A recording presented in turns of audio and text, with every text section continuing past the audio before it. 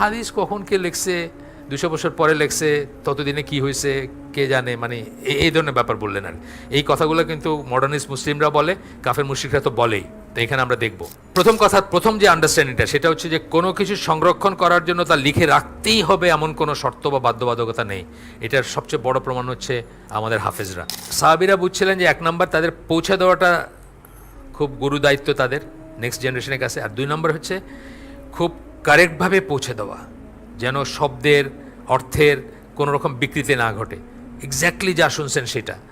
যেই জন্য অনেক সাহাবী একটু সন্দেহ হয়েছে, সেটা আর মুখ দিয়ে বাইর করেন নাই, অথবা একটা শব্দ ভেরিফাই করতে 1 মাসের জার্নি করছেন, একটা শব্দ বা একটা কথা ভেরিফাই করতে।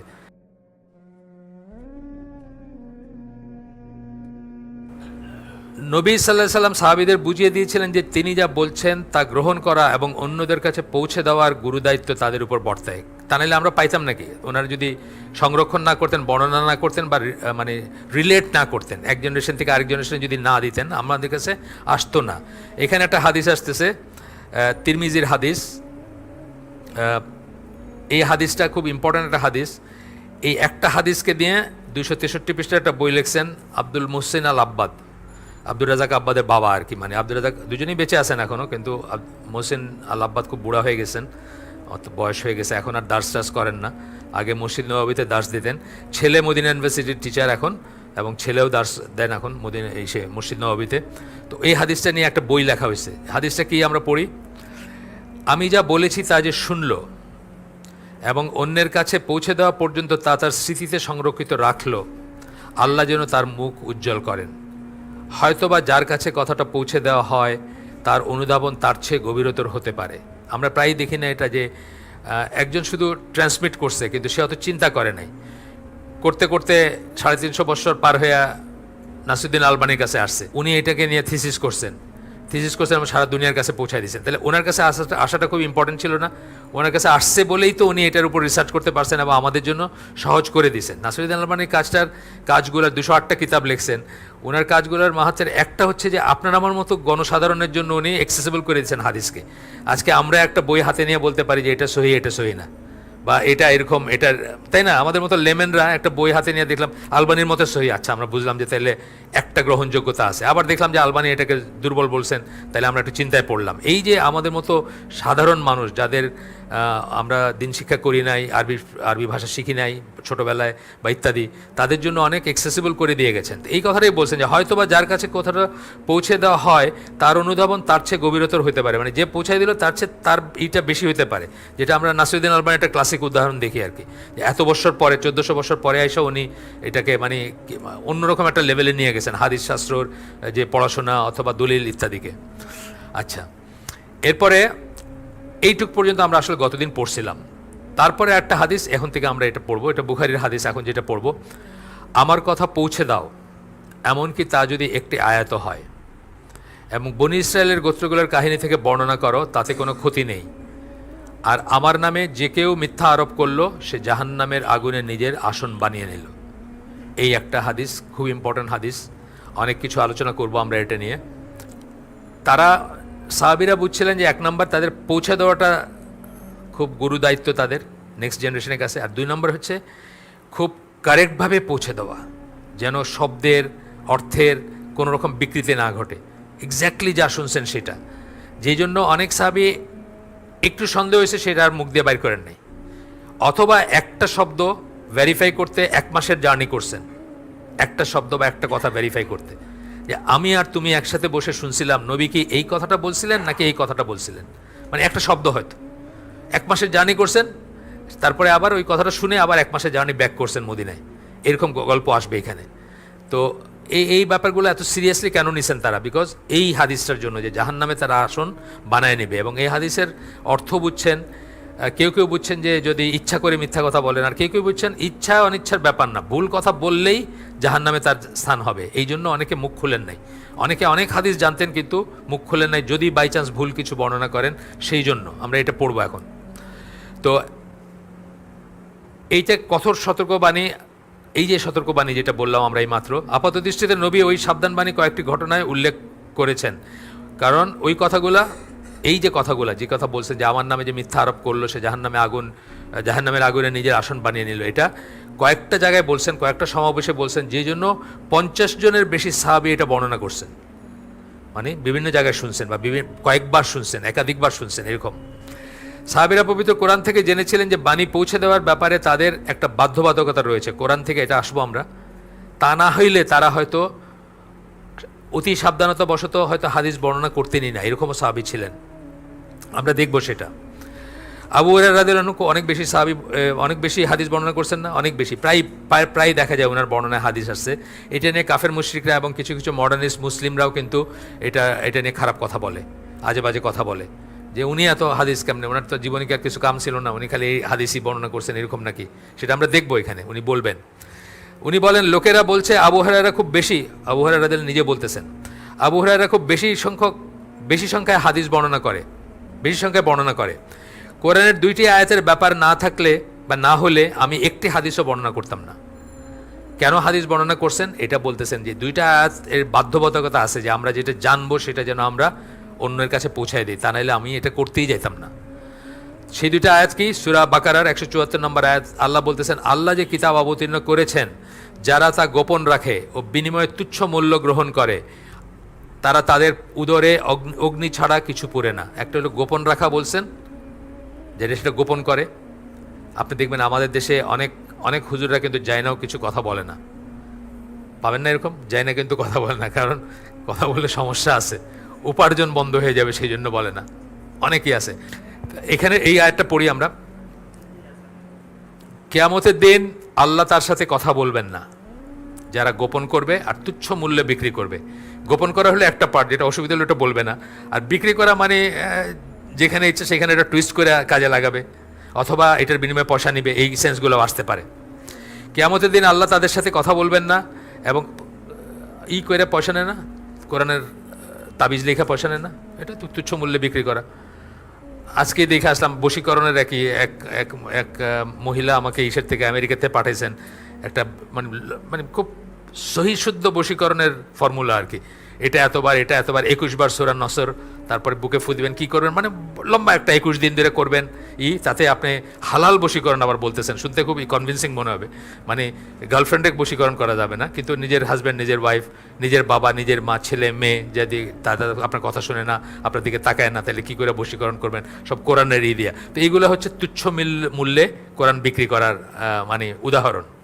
কিয়ামতের দিন আল্লাহ তাদের সাথে কথা বলবেন না এবং তাদেরকে পবিত্র করবেন না, তাদের জন্য মর্মন্তুদ শাস্তি, মানে টর্মেন্ট শাস্তি, যাই হোক কঠিন শাস্তি বোঝানো হচ্ছে। আরেকটা আয়াত কোট করতেছেন, এটাও সূরা বাকারার 159 নম্বর আয়াত। কিতাবে স্পষ্টভাবে ব্যক্ত করার পরও যারা মানুষের জন্য আমরা যেসব স্পষ্ট নির্দেশনা, পথ নির্দেশনা অবতীর্ণ করেছি তা গোপন রাখে। তার মানে কোরআন হাদিস সব কিছু আসবে, কিন্তু এটার ভিতরে সব কিছু এটার ভিতরে ইনক্লুডেড হবে। তাদের উপর আল্লাহর লানত এবং কারিগণের অভিশাপ। এই 2টা আয়াতের কথা আবু হুরায়রা বলতেছেন যে এই 2টা আয়াত যদি না থাকতো, এই 2টা আয়াতের ভয়ে আমি যা শুনছি সেগুলো বর্ণনা করছি, যদি না থাকতো আমি হয়তো একটি হাদিসও বর্ণনা করতাম না। তার এইটা আমরা পড়লাম। এভাবে আবু হুরায়রা তার বক্তব্যের রেশ ধরে বলেন, তারপরে আবার বলছেন, এটা তো বলছেন, কি বলছেন আবার একটু পড়ি।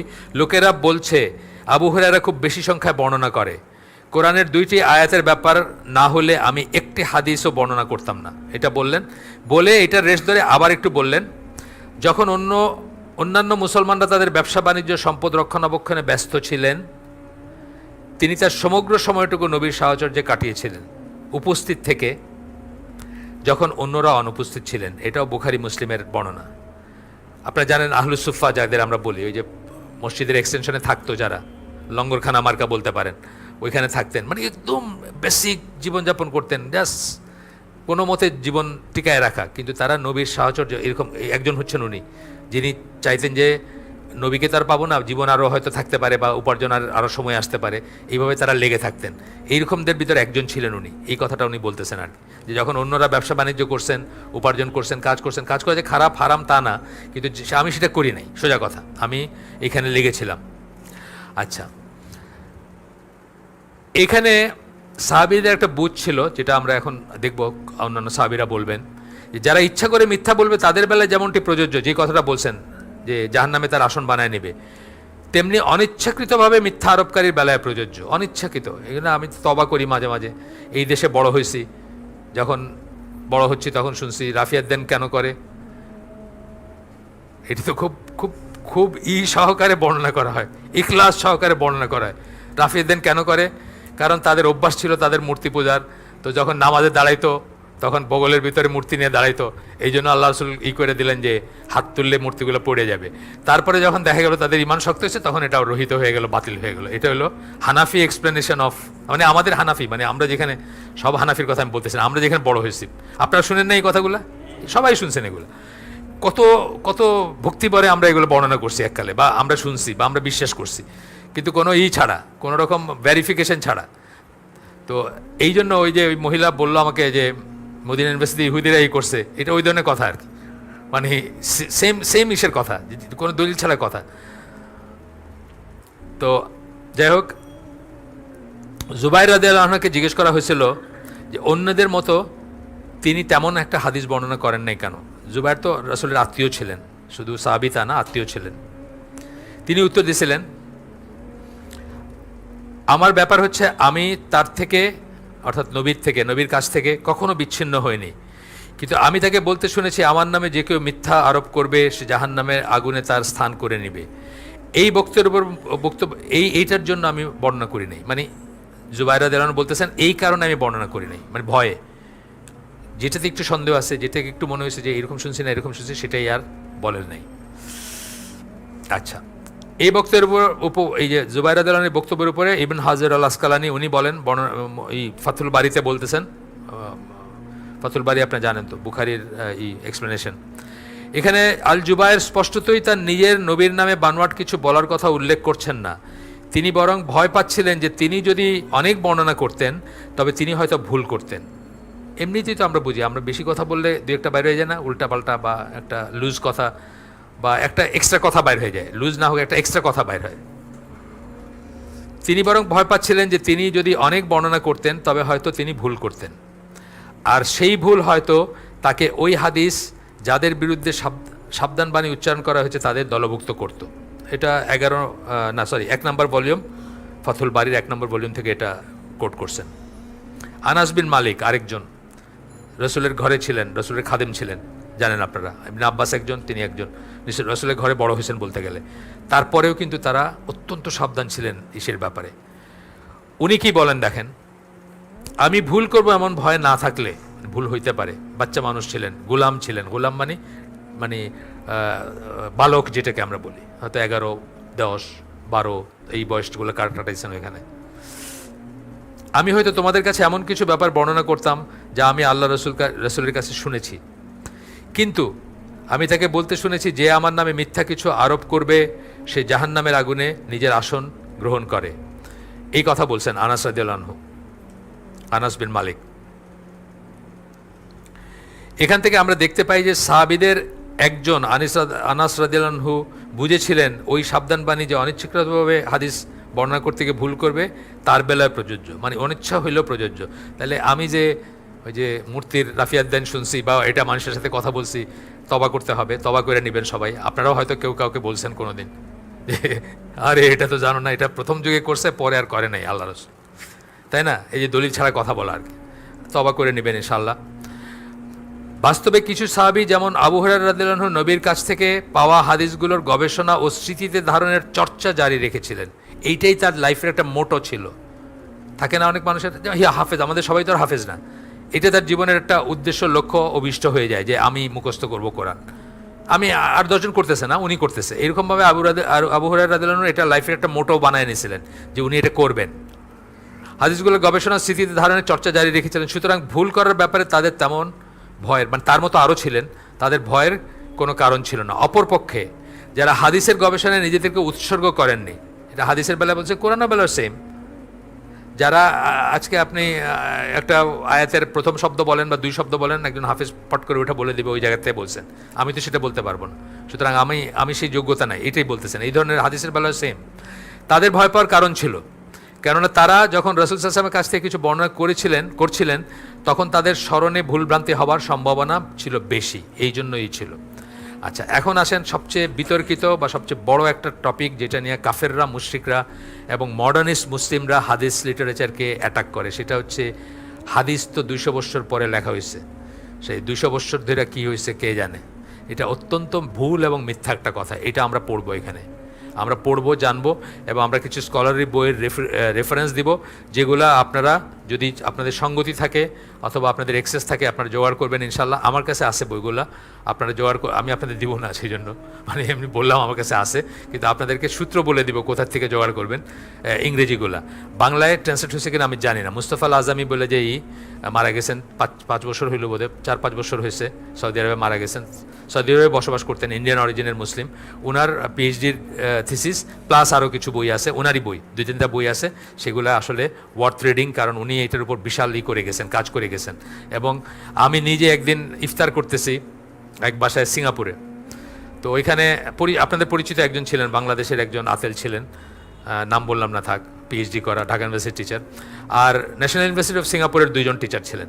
এর ভিতরে একজন ছিলেন, উনি খুব ধর্মকর্ম করতেন, কিন্তু এখন উনি আর হাদিস টাদিস মানেন না, এখন উনি মানে কোরআনিয়ন বলতে যাবো যে সেই ধরনের একটাই আর। তো আমি যখন বললাম হাদিসের কথা, বলেন হাদিস কখন কে লিখছে, 200 বছর পরে লেখছে, ততদিনে কি হয়েছে কে জানে, মানে এই ধরনের ব্যাপার বললেন আর। এই কথাগুলো কিন্তু মডার্নিস্ট মুসলিমরা বলে, কাফের মুশরিকরা তো বলেই। তো এখানে আমরা দেখব প্রথম যে আন্ডারস্ট্যান্ডিংটা, সেটা হচ্ছে যে কোনো কিছু সংরক্ষণ করার জন্য তা লিখে রাখতেই হবে এমন কোনো শর্ত বা বাধ্যবাধকতা নেই। এটার সবচেয়ে বড় প্রমাণ হচ্ছে আমাদের হাফেজরা। আবু বকর জাকেরা ভাইয়ের যখন প্রথম তফসির এটা বাইর হলো বাংলাদেশে, ওটা কিন্তু কিছু প্রিন্টিং ভুল ছিল, ফেটে গেছে, মানে আমরা বলি না যে ফন্ট ভেঙে যায় একখান থেকে আরেকখানে। আমরা কী করে কারেক্ট করলাম, 5-6 জন হাফেজরা বসাই দিছি, 5-6 জনের বসাই দিয়েছি, তারা মানে 2-1 দিনের ভিতরে সমস্ত কোরআন থেকে বাইর করে এই জায়গায় প্রিন্টিং মানে ভেঙে গেছে, ফন্টটা ভেঙে গেছে, সাথে সাথে আমরা স্টিকার বানাইলাম, বানায় ওটার উপর দিয়ে করে দিলাম কারেক্টটা। এখনও পর্যন্ত সারা দুনিয়ার সব বই পুড়ে গেলে, জ্বলে গেলে, ধ্বংস হয়ে গেলে কিন্তু কোরআন সংরক্ষিত থাকবে। সুতরাং সংরক্ষিত থাকার জন্য এই জিনিসটা আমরা মাথাতে বাইর করে দেবো যে সংরক্ষিত থাকার জন্য লিখিত থাকতে হবে, বাট লিখিত থাকা ভালো, এবং লিখিত ছিল সেটা আমরা এখানে দেখব, দলিলগুলো দেখব লিখিত যে ছিল।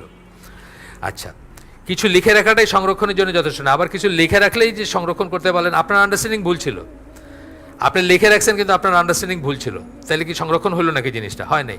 আপনি একটা বুঝছেন, যা বুঝছেন সেটা লিখে রাখছেন, এটা 1000 বছর পরে আমি পড়ে মনে করলাম যে এটা তো সংরক্ষিত, কিন্তু আসলে আপনার আন্ডারস্ট্যান্ডিংটাই ভুল ছিল। তো এইটা বলতেছেন যে কিছু লিখে রাখাটাই সংরক্ষণের জন্য যথেষ্ট নয়। কে লিখলো, কীভাবে লিখলো, কোত্থেকে লিখলো, কোন সূত্র থেকে লিখলো, এগুলো ইম্পর্টেন্ট। আচ্ছা, হাদিসের স্কলাররা এই দুইটা বিষয়, মানে একটা হলো যে লিখে রাখলেই সেটা অথেন্টিক হবে এমন কথা নাই, আরেকটা হলো অথেন্টিকভাবে সংরক্ষণ করার জন্য লিখে রাখতেই হবে এটাও কোনো কথা না। আপনাদের জেনোলজি যেটাকে বলি, মানে বংশ পরম্পরায় যে বংশধারা, সেটা আপনার আরবরা খুবই মুখস্থ রাখতে পারতো। ইভেন আয়শা রাদিয়াল্লাহু আনহা বা এই ধরনের যারা মেমোরি ভালো ছিল, তারা 14 পুরুষ আগের থেকে বলতে পারতেন কার ছেলে কার ছেলে কার ছেলে কার ছেলে আয়শা। ওদের এইটা তাই, এখনও কিন্তু তাই আছে। এখন আপনি হাদিসের স্কলারদের কাছে যান, আপনার 33টা চেইন বলে দিবেন, 33 জনের নাম বলে দিবেন, 34 জনের 35 জনের নাম বলে দিবেন যে কার কাছ থেকে তার কাছে আসছে, এখনও আছে, আর আগে তো ছিলই তাদের। আচ্ছা, হাদিসের স্কলাররা এই দুটো বিষয় যথাযথভাবে অনুধাবন করেছিলেন, তারা বুঝছিলেন এই দুটো জিনিস। হাদিস গ্রহণ করার জন্য তাই হাদিস লেখা থাকতে হবে এই শর্ত তারা আরোপ করেননি। অর্থাৎ যখন কোনো একজন সাহাবীর থেকে তারা হাদিস গ্রহণ করছেন, হাদিসের স্কলাররা ধরেন একজন তাবেঈ একজন সাহাবীর থেকে হাদিস গ্রহণ করছেন, উনি হাদিসের স্কলার ছিলেন, তখন কিন্তু আপনার কাছে লেখা আছে নাকি এটা বলেন নাই, কিন্তু তখন অন্য শর্ত ছিল, উনি আমানতদার নাকি যার কাছ থেকে গ্রহণ করতেছেন, উনি সত্যবাদী নাকি, ওনার মেমোরি ভালো, মানে ওই যে যার তাদিল বললাম না, একটা সায়েন্স ইলমুল রিজাল, ওইখান থেকে ওই চর্চা কিন্তু তখন থেকে শুরু হয়েছে যে এই লোকটা কি বিশ্বাসযোগ্য নাকি, এই লোক ওনার কি মেমোরিটা ভালো আছে নাকি, উনি যখন কথা বলেন বেশি কথা বলেন নাকি সংযত কথা বলেন, আছে না কতগুলো মানুষের চরিত্র, সেই সব দিয়ে তারা বিচার করছেন। তারা বলেন আপনার কাছে লেখা আছে নাকি দেখি তো, এটা বলেন নাই কিন্তু।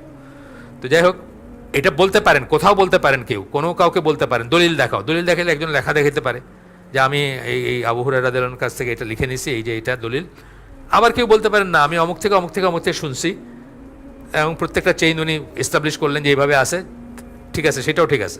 এই জন্য যদিও নথিভুক্ত থাকার গুরুত্বটা অনুধাবন করেছিলেন, নথিভুক্ত থাকার গুরুত্ব আমরাও বলি, নথিভুক্ত থাকাটা দরকার, বা থাকলে কোনো নাই, বরং ওটা অ্যাডেড ই, ঠিক যেভাবে কোরআনের হাফিজ ছিলেন, কিন্তু ইয়ামামার যুদ্ধে অনেক হাফিজ মরে যাওয়ার পরে, মানে শহীদ হওয়ার পরে ওমর রাদিয়াল্লাহু চিন্তা লাগছে, উনি বলছেন যে এটা তো কম্পাইল করে লিখে, মানে কম্পাইল করে একসাথে কালেক্ট করে রাখা দরকার কোরআনকে, তাই না? এটা আরও অ্যাডেড হইতে পারতো যে সব হাফিজরা মারা গেছেন, হয়তো একজন আছেন ওইখানে থাকেন, তার কাছে অ্যাক্সেসেবল না, হইতে পারতো না, মানে ওনারা এই সম্ভাবনার কথা ভয় পাইছেন বা মনে রাখছেন। আচ্ছা, এরপরে ওরিয়েন্টালিস্ট এই আসতেছে আমরা। ওরিয়েন্টালিস্ট কারা? যারা প্রাচ্য বিশেষজ্ঞ, যারা বললি যদিও আমরা প্রাচ্য, কিন্তু আসলে যারা ইসলামের সমালোচনা করার জন্য মেনলি ইসলাম শিক্ষা করে।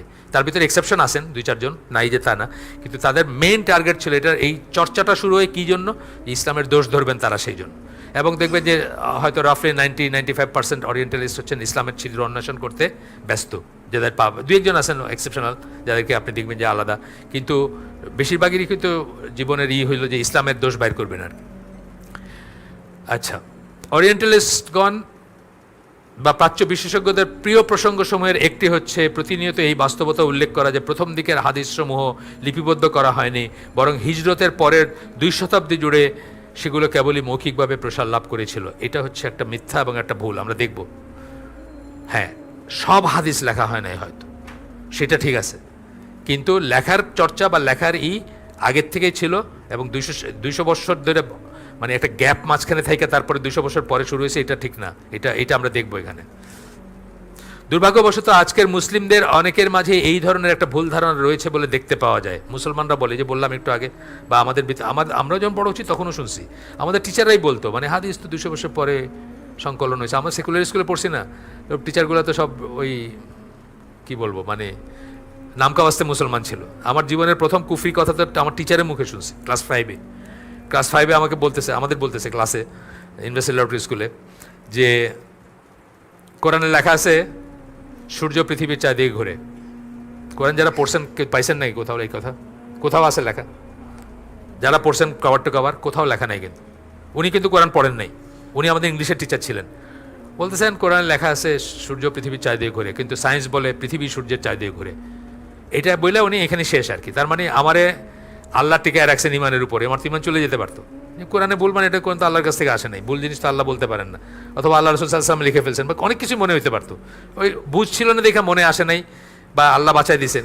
এই ধরনের লোকরা কিন্তু এইসব কথা বলে থাকে, ইভেন মুসলিম নামধারীরা। দুর্ভাগ্যবশত আজকের মুসলিমদের, আমি কিন্তু স্কিপ করে পড়তেছি, আপনার মনে করেন যে পৃষ্ঠা পর পৃষ্ঠা পড়ে যেতেছি, বুঝছেন তো, মানে হাইলাইট করা অংশ পড়তেছে।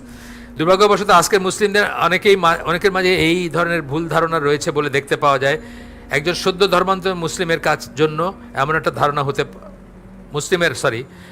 ধারণা হতে পারে যে এমনিতে মুসলমানদের ভিতর আছে, মডার্নিস্টদের ভিতর আছে, আর যিনি ধর্মান্তরিত হয়েছেন, নতুন মুসলিম হয়েছেন, ধরেন ইনি একজন, উনি তো যে এই বইটা লিখছেন উনি তো কনভার্টেড মুসলিম।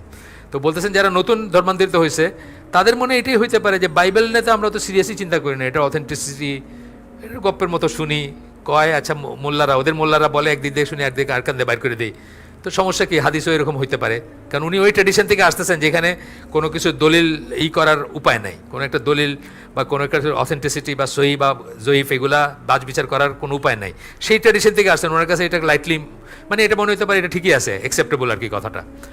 তো বলতেছেন যে হাদিসসমূহ বাইবেলের নতুন নিয়মের চেয়ে অধিকতর নির্ভরযোগ্য কোনো বিষয় নয়। এটা খ্রিস্টান থেকে একজন মুসলমান হবেন কেউ, তার মনে হইতে পারে যে আমাদের তো নিউ টেস্টামেন্ট যেটাকে আমরা বলি, ওটা যেরকম 4 জনের বর্ণনা আছে, 4 জনের বর্ণনার ভিতরে অনেক তফাৎ আছে, 4 রকমের বর্ণনা আছে, আমরা ওটা মাইন্ড করি না, এটাও এরকম হইতে পারে, মানে লাইটলি নিতে পারেন তিনি আর কি, যদি তার জ্ঞান না থাকে যে এটা কী। অর্থাৎ বাইবেল যেমনটা অনির্ভরযোগ্য, তেমন হাদিসসমূহ অনির্ভরযোগ্য বা ততটা নির্ভরযোগ্য নয়, এইটা তার ধারণা হইতে পারে কোনো ধর্মান্তরিত মুসলমানের। এইখানে ফুটনোটে আমরা লিখছি, যারা হাদিস শাস্ত্রকে আক্রমণ করতে চান, ইনক্লুডিং কোরআনিয়ন, এটা হচ্ছে তাদের ব্যবহার করা একটা দুরভিসন্ধিমূলক অভিব্যক্তি। অনেক ধর্মান্তরিত মুসলিমই কখনো বাইবেল পড়ে থাকবেন এবং তাই তারা জেনে থাকবেন যে তা আসলে কত অনির্ভরযোগ্য। তাই এরকম একটা বক্তব্য তৎক্ষণাৎই হাদিসে তাদের বিশ্বাসকে দুর্বল করে দেবে। যদি আপনি বলেন যে লিখে রাখা হয় নাই, কে লেখছে কোনো ঠিক নাই, 200 বছর পরে লেখা হয়েছে, তাইলে কি হবে? হাদিসের উপর তাদের বিশ্বাসটা হয়ে যাবে, এবং উনি তারপরে খুব তারপরে উনি কমপ্লেসেন্ট থাকবেন, তারপরে উনি মুসলমানই থাকবেন, তারপরে উনি ভালো থাকবেন, কারণ উনি মনে করছেন কোরআন তো আছে, কোরআন তো সংরক্ষিত আছে, তাইলে আমার এটা দিয়েই চলবে, কারণ উনি ওই ট্র্যাডিশন থেকে আসতেছেন, এই কথা বলতেছেন এখানে। হাদিসের লিপিবদ্ধকরণ হচ্ছে এমন একটা বিষয় যা নিয়ে ইংরেজি ভাষায় হাদিস সংক্রান্ত সাহিত্যে বিস্তারিত আলোচনা রয়েছে। আগ্রহী পাঠকগণ, এই এখন আমি প্রথম বইটার নাম বলতেছি, studies in hadith methodology and literature by Mustafa al Azami, বইটা পড়ে দেখতে পারেন। আমার কাছে নিয়ে নেন পরের নাম, ইনশাল্লাহ যাদের পড়াশোনার ইচ্ছা আছে, আগ্রহ আছে, তারা পড়বেন। 3-4টা কাজ আছে তার এই লাইনের, 3-4টাই খুব ইউনিক, এবং আমরা আপনাদেরকে এখানে বলে গেছি, আমি যে আগে বলছি যে সাধারণত 99% আমাদের ইসলামী লিটারেচার কোথায়, আরবি ল্যাঙ্গুয়েজে, আরবির থেকে ইংলিশ বা বাংলা বা অন্য কোনো ভাষায় গেছে, কিন্তু মুস্তফা আল আজমের থিসিস ইংলিশ থেকে অ্যারাবিকে ট্রান্সলেশন হয়েছে এবং সৌদি আরবে পড়ানো হয়, ইংলিশ থেকে অ্যারাবিকে ট্রান্সলেশন করা হয়েছে। এটা এতই ভ্যালুয়েবল ছিল যে জন্য ইংলিশ থেকে অ্যারাবিকে ট্রান্সলেশন করা হয়েছে। তো 3টা বা 4টা বইয়ের নাম আছে এখানে, এই প্রথমটার নাম বললাম, আরও 2টার নাম বলবো যদি সময় হয়, আমার কাছে আছে বইগুলো, আপনারা কালেক্ট করতে পারেন ইনশাল্লাহ।